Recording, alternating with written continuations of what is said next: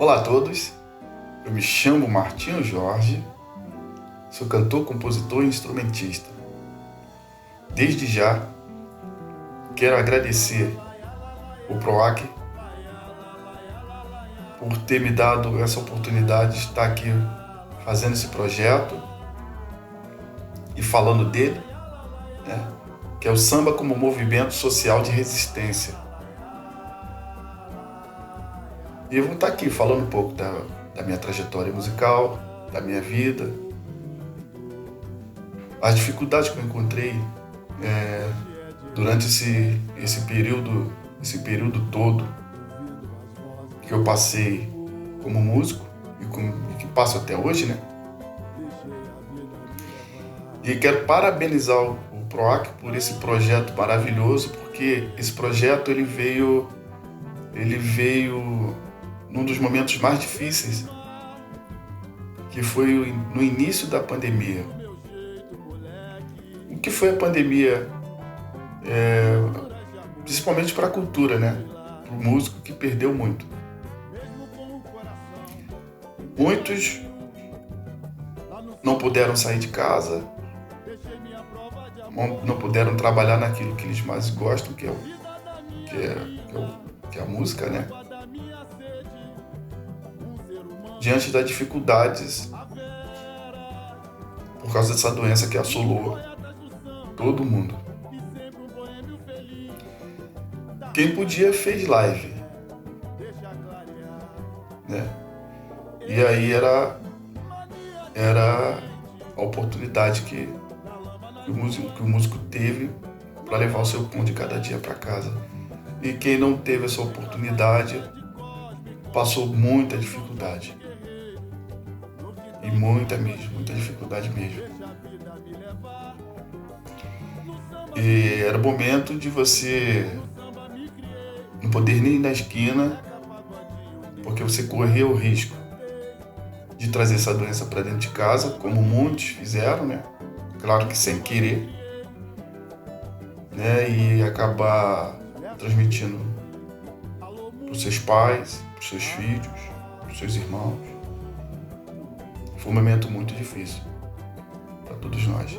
E esse projeto veio no momento crucial, né? Digamos que veio cair do céu e que beneficiou muita gente. E eu me sinto agraciado e feliz por ter sido uma dessas pessoas contempladas. Digo mais uma vez parabéns ao PROAC.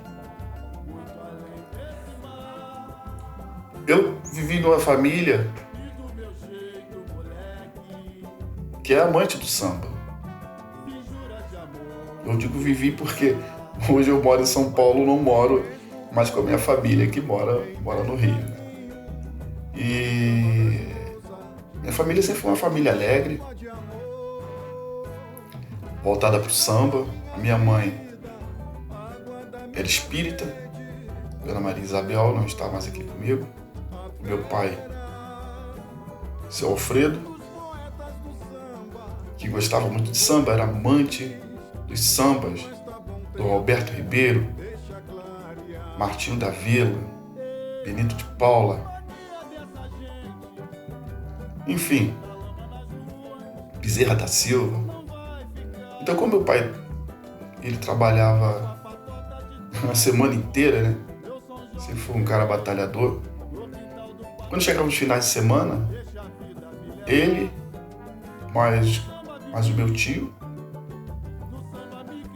ficavam ali em volta do quintal e juntos ligava a rádio Vitrola, né? E ali tomava a cervejinha deles, batiam um papo e ali ficava ouvindo vários sambas, né? E a gente, eu, meus primos, nós éramos garotos e acabava ficando ali cantando, brincando, batendo na lata, essas coisas assim. Eu com 10 anos, eu já me considerava um músico porque sempre perto da minha casa tinha umas rodas de samba do Boteco do Seu Silvio, que já não existe mais, que Deus o tenha em algum lugar, que era uma pessoa muito boa. Então às vezes eu estava jogando bola, então como como eu pegava os sambas com muita facilidade, eu sabia muito samba aqui na Cachola, e eu acabava sendo chamado para fazer parte, para tocar e cantar. Tocar não, mas cantar, né? Porque eu sabia muito samba. Então, ficava ali, os mais velhos ali, todos com instrumentos, e eu ali, o garoto ali, de 10 anos ali, cantando. Então, os instrumentos daquela época que eu posso lembrar, que eu me lembre, né? Era o surdo Maracanã, que era muito grande, falar Maracanã porque era grande, né? E pandeiro, que era aquele pandeirão, que para tu segurar aquilo ali, um samba só já era uma dificuldade. Um tamborim, né? E o acuíca. E o samba rolava ali até a hora que tinha que terminar. E eu tava ali naquele meio ali, porque era uma peça fundamental. E acabei gostando daquilo. Acabei gostando e me aprofundando cada vez mais, aprendendo cada vez mais sambas. E quando eu fiz 16 anos, eu comecei a me apaixonar pelo repique de mão, que foi lançado pelo Birani, do fundo de quintal. E eu comecei a tocar esse instrumento. Comprei o instrumento e comecei a tocar. Antes, eu tocava na lata, como todo garoto, né? Fazia essas batucadas na lata. E aí, mais velho, consegui um repique e comecei a estudar e a tocar ele. A diferença de 10 anos para 16 anos é que na época que eu tinha 10 anos, eu percebia, já naquela época, a dificuldade que os músicos tinham de ter um violão, um cavaquinho na sua roda de samba. Hoje, em qualquer lugar que você vá, nos botecos, nos quintais, na favela, no morro, onde quer que você vá, você vai ver um violão. Se não tiver um violão, vai ter um cavaquinho. Se não tiver um cavaquinho, vai ter o violão. Ou então os dois juntos. Coisa que você não via. Eu lembro muito bem que eu mesmo, já com 16 anos, nessa época ainda, havia ainda muita dificuldade ainda de muitos adquirirem um cavaquinho, porque primeiro que não era barato. A aula era muito cara. E um professor de cavaquinho, você não encontrava ele em qualquer esquina. E se você encontrasse, a aula não era barata. A aula de canto, para mim, continua a mesma coisa. Você não encontra um professor de aula de canto, um professor de canto barato. Já não era barato na época. Hoje é muito mais ainda. Para mim é um dos instrumentos mais caros que existe na música. Para mim. E a partir dos meus 16 anos, quando eu comecei já a tocar profissionalmente, repique de mão, eu fui chamado já era chamado para tocar em alguns grupos, e um dos grupos que me chama muita atenção, que eu fui chamado, foi o Sambarque. Foi o primeiro grupo que eu trabalhei profissionalmente. Éramos jovens, garotos, hoje tenho 56 anos. Então eu lembro que a gente fazia muita roda de samba lá no Rio, no Tijuca Country Club.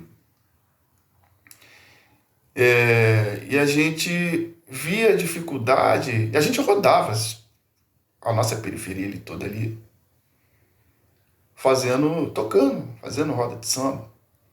E a gente via que nem todos os lugares nós éramos aceitos. Por causa da discriminação. Os bares, sim. Os bares você chegava, não tinha. Nos morros, você chegava, era tranquilo. Favela, você tocava. saía a hora que você queria, entrava a hora que você queria. Até isso você tinha facilidade, porque você entrava na favela com instrumento ou sem instrumento, ninguém tá nem aí você. Você entrava no morro, saía ninguém. Hoje você não encontra essa facilidade mais. Hoje, para você entrar na favela, você tem que dizer onde você mora e por que você quer ir lá. No morro é a mesma coisa. Se você não for conhecido, entendeu? Dependendo de onde você seja, entendeu? Não vai ser bem aceito. É bem diferente. Entendeu? Agora você chega com instrumento, olha a diferença. Se você chega com instrumento no morro, na favela, todo mundo já vai saber que você é músico. Ninguém nem vai perguntar. Entendeu?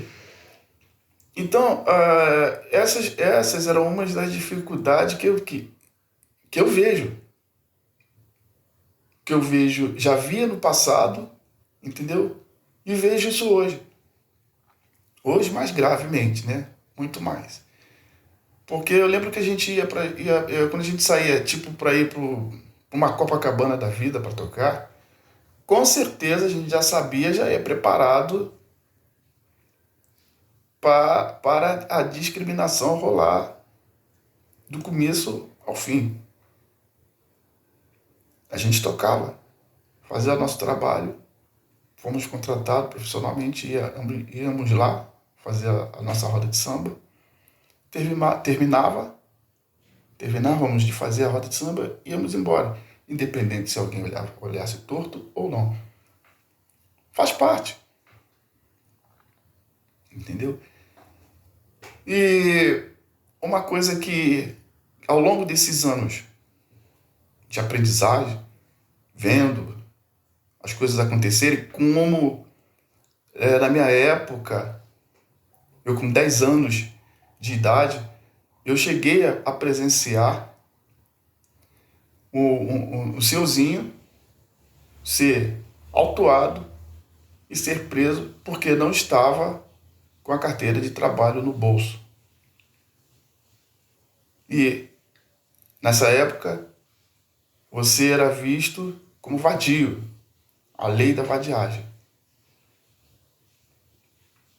Entendeu? Então não era uma coisa muito fácil. Então não era uma coisa que o que você vê hoje, você não via ontem. O camarada andar com um pandeiro na mão, pelas esquinas, pelas ruas. O camarada andar com um cavaquinho, com um violão, com certeza ele seria parado. E teria que dar explicação e não ia adiantar nada. Ele ia pra cadeia. Se bobear, a gente entrava no pau de arara, que antigamente tinha muito isso. Enfim, e aí a gente vai vendo a facilidade que hoje a criançada tem. Coisa que a gente não tinha no passado isso. Então hoje o camarada ele entra hoje no Facebook, no telefone de celular dele, ele busca diversos cursos que ele quiser. Tem muitos cursos grátis. Violão, cavaquinho, percussão geral, entendeu? E vai por aí, piano, entendeu? Bandolim. Então você vê muita coisa grátis. E hoje o cara hoje ele entra na internet, pega o básico pela internet, aprende ali, né, faz os primeiros acordes, os primeiros sambas. Depois ele vai procurar um professor real para ele se especializar naquele instrumento que ele escolheu para ele estudar. Só que antes não tinha isso. Se você tocava um violão ontem, você colava com o amigo que tocava e ele passava para você. E quando você aprendia, talvez você ficasse mais esperto que ele e você acabava passando. Então era uma troca de informações que tinha no passado. Era dessa forma que tu aprendia. Ou, se você tivesse bala na agulha, você entrava numa escola ou pagava um professor particular e estudava. Entendeu? Agora, quanto à composição, A composição vem de dentro. Essa você não precisa de escola para você aprender. Até isso hoje tem, mas antigamente era daqui, aqui. Entendeu? Então, são coisas que que eu venho aprendendo ao longo dos anos, né? Então, uma coisa que eu aprendi muito já a partir dos meus 16 anos em diante, eu já vim conhecer que o samba tinha nascido na Bahia em 1920, entendeu? Nasceu na Bahia e ganhou força no Rio de Janeiro. No Rio de Janeiro, eu considero São Paulo um dos polos do samba muito forte, também depois do Rio. Depois vem Minas Gerais. Essas são, eu acho que uma das forças, acho que os 4 estados assim mais fortes que o samba tem, diga-se aqui do Brasil. Mas o samba hoje ele é difundido internacionalmente, é conhecido, reconhecido internacionalmente. Então isso é uma cultura nossa, que nós temos que brigar por ela, nós temos que lutar por ela, nós temos que fazer com que ela esteja presente, seja ela no negro, no branco, no índio, seja lá quem for, quem curta, porque isso é nosso, isso faz parte da nossa vida, entendeu? Então um dos primeiros sambas que eu conheci, né, já que nós estamos falando de samba da antiga, esse samba me chamou muita atenção, que foi foi o Duca que gravou esse samba. Isso é só para dar um lembrete para vocês.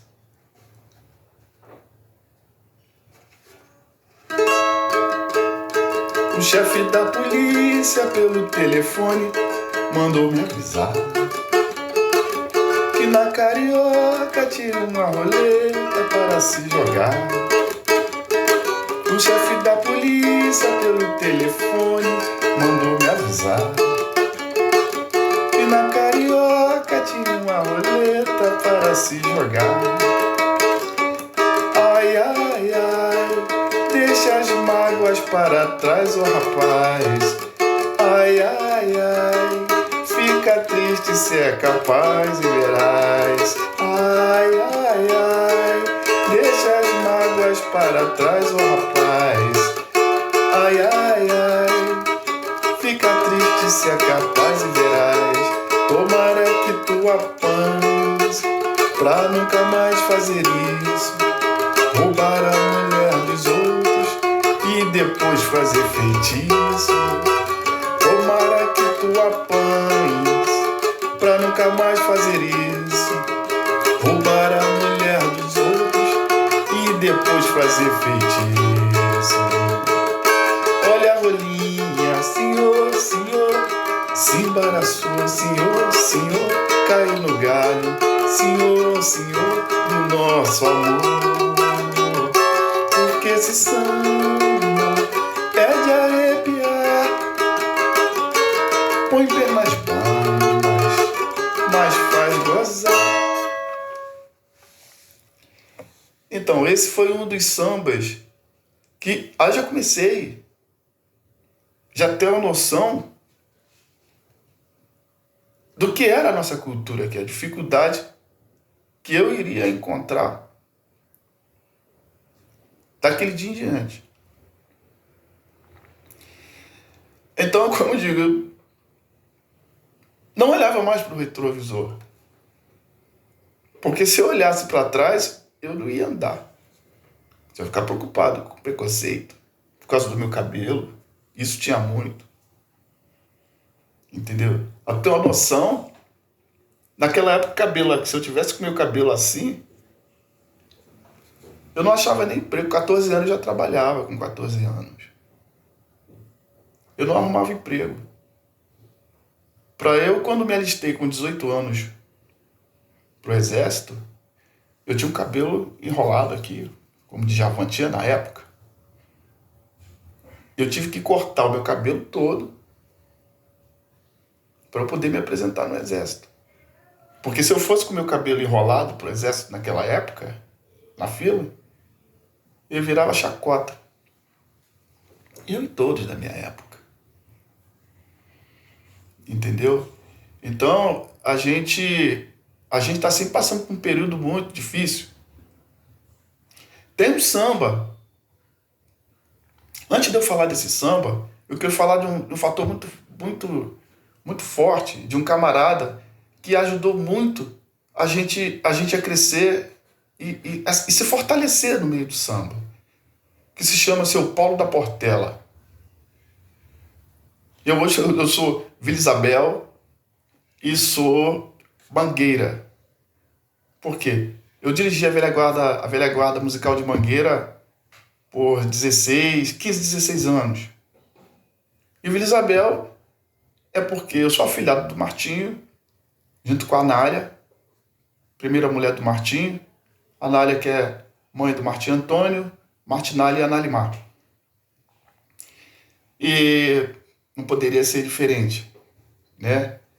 É por isso que eu falei, eu nasci no berço do samba. Meu pai tocava violão. O meu tio andou muito com Noel Rosa, Dilermano Reis, entendeu? Meu tio também tocava violão. Eu não podia ser diferente. Então, Paulo da Portela foi um cara que modificou essa coisa do camarada ser discriminado por causa da roupa, por causa do cabelo, entendeu? Então, o que ele fez? Ele montou um padrão na Portela.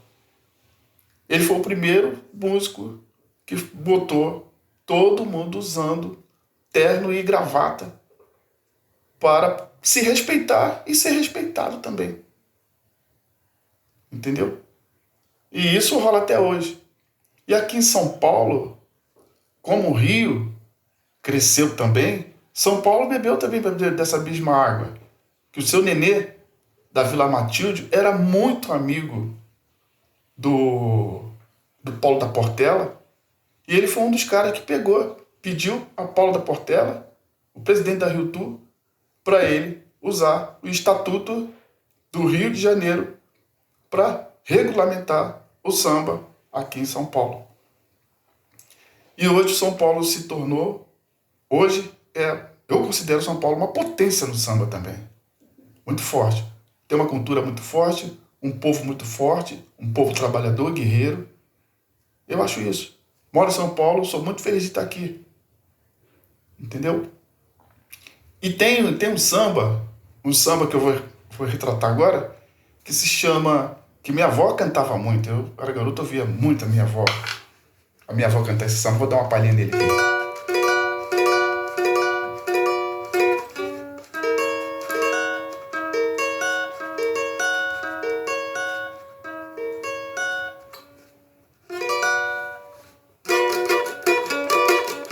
Não posso ficar nem mais um minuto com você. Sinto muito amor, mas não pode ser. Moro em Jaçanã. Se eu perder esse trem que sai agora às 11 horas, só amanhã de manhã. E além disso, mulher, tem outra coisa. Minha mãe não dorme enquanto eu não chegar. Sou filho único,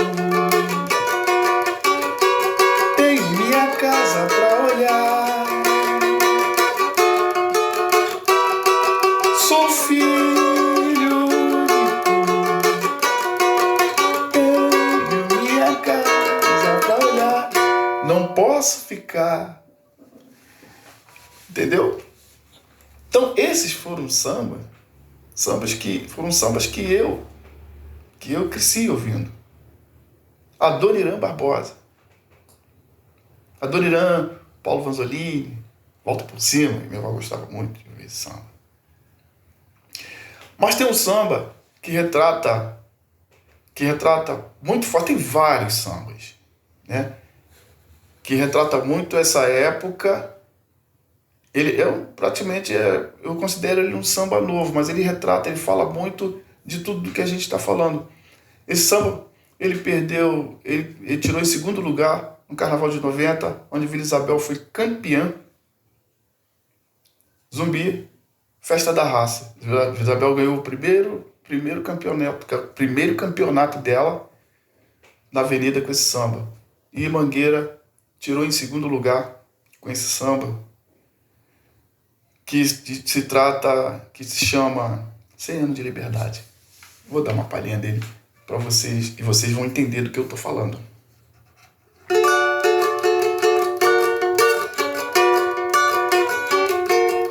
Será que já raiou a liberdade? Ou se foi tudo ilusão? Será que a Lei Áurea tão sonhada há tanto tempo assinada não foi o fim da escravidão? Hoje, preso na realidade, onde está a liberdade? Onde está que ninguém viu? Moço, não se esqueça que o negro também construiu a riqueza do nosso Brasil. Moço, não se esqueça que o negro também construiu a riqueza do nosso Brasil. Pergunte ao Criador, pergunte ao Criador, quem pintou esta aquarela, livre do açoite da senzala, preso na miséria da favela. Pergunte ao Criador, pergunte ao Criador, quem pintou esta aquarela, livre do açoite da senzala, preso na miséria da favela. Sonhei, que o zumbi dos palmares voltou. A tristeza do negro acabou. Houve uma nova redenção, Senhor. Fez a luta do bem contra o mal, que tanto sangue derramou contra o preconceito racial. Senhor, fez a luta do bem contra o mal, que tanto sangue derramou contra o preconceito racial. O negro samba, o negro joga capoeira, ele é o rei da verde rosa da mangueira.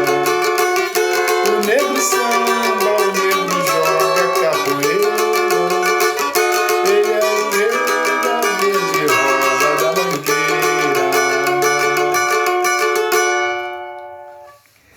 É isso, gente. E assim vamos, alimentando a nossa raça, alimentando nossa cultura, dando força cada vez mais. Agradeço muito ao PROAC por ter realizado, né? Por ter posto esse projeto numa época tão difícil, em que todos os brasileiros precisavam, digamos, muito mais o paulista, né? Porque esse projeto é aqui de São Paulo. Por isso eu me sinto agraciado de estar aqui. Eu cheguei no momento certo, na hora certa, E estou muito feliz de ter feito parte, de estar fazendo parte desse povo maravilhoso, dessa cultura maravilhosa que São Paulo tem. Valeu! Um forte abraço a todos. PROAC, parabéns, muito obrigado. Muito agradecido por terem me contemplado com esse presente maravilhoso. Abraço!